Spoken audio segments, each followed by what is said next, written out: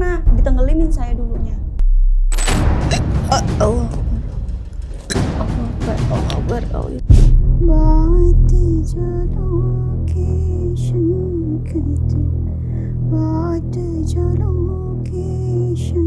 Dari kecil kalau saya tidur didatangin gitu loh. Bentuk apa itu ketika datangnya?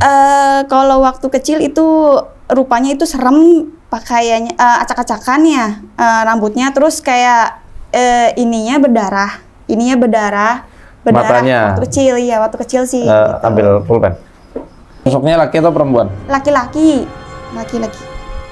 kalau waktu kecil ya. Terus kalau apa sih? Pokoknya serem ya, pokoknya serem. Terus kadang kalau saya tidur suka ada kayak seperti kayak ada yang ngawasin gitu. Tapi saya ngerasanya sih nggak lihat dari mata kasat ya, nggak ya Pak Ustadz. Tapi kalau dari kerasa dari batin saya aja gitu loh. Kenapa akhirnya Mbak jadi disenangi sama makhluk-makhluk yang fasik, jin-jin kayak gitu, yang nakal-nakal itu? Apalagi sosok laki-laki yang sering muncul di mimpi Mbak itu hakikatnya karena dia kepengen narik kesadaran Mbak yang sudah sangat boring dengan kehidupan dari kecil. Dan itu masih tergambar di tangan bekas-bekas depresi atau batin yang tertekan.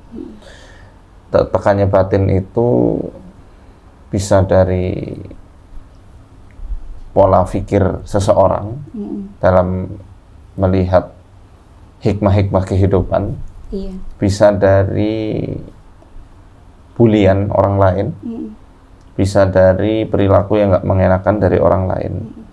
Nah, kebanyakan itu justru yang Mbak dapatkan bulian dalam tanda kutip, justru malah dari orang terdekat. Iya, benar. Akhirnya jin laki-laki yang selama ini ngikut Mbak dari kecil itu sukanya, ayo ikut aja ke alamku. Ibaratnya anak baik kayak kamu kok dibeginikan. Ayo ikut aja ke alamku. Mending main di sini daripada di kehidupanmu yang bikin kamu tuh sering sakit hati, sering boring, bosen. Bahkan naudzubillah pernah ada keinginan buat bundir enggak? Ya. Tapi Mbak harus semangat.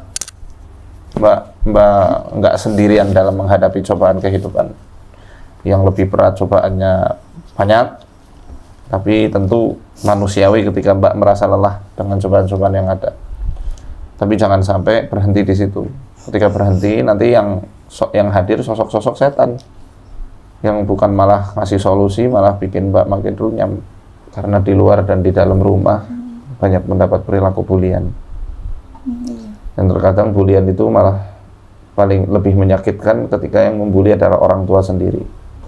Contoh nih untuk teman-teman di rumah ya, apalagi yang seumuran saya, generasi milenial yang baru menjadi orang tua, kita manggil ke anak kita nggak tahu karakternya dengan panggilan endut, body shaming itu. Itu jangan dikira mereka itu kadang-kadang happy aja, enggak.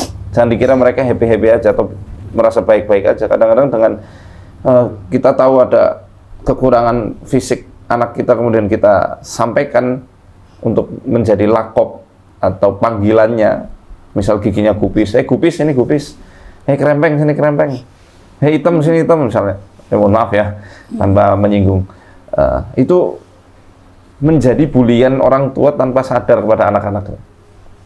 Apalagi misalnya terkait ranking, nilai, atau terkait pencapaian prestasi, kemudian dibandingkan sama anak tetangga, itu sakitnya luar biasa. Dunia runtuh, teman-teman.